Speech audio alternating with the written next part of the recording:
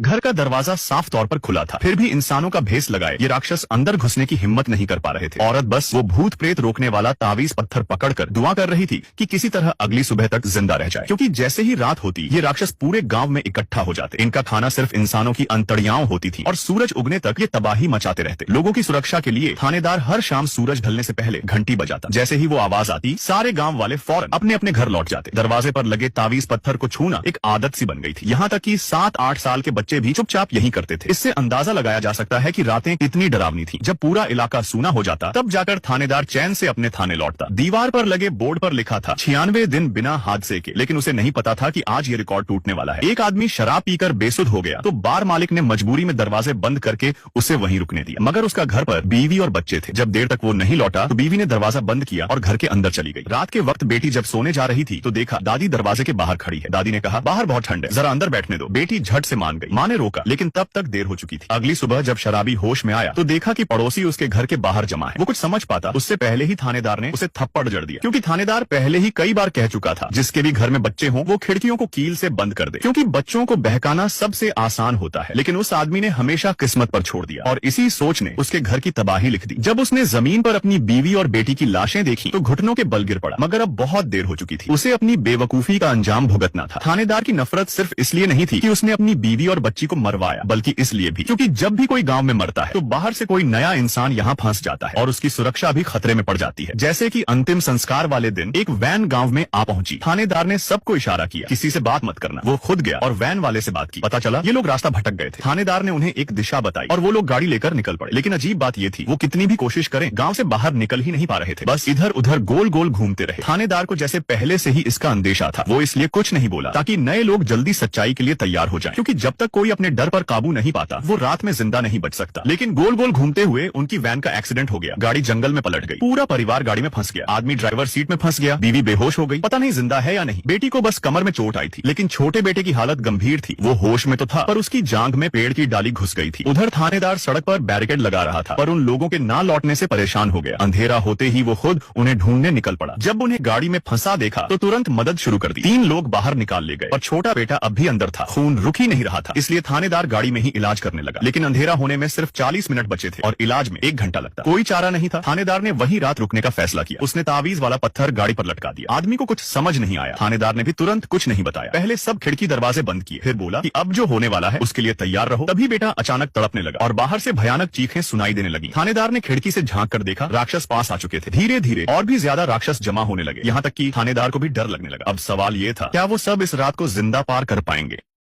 गाड़ी कब की खराब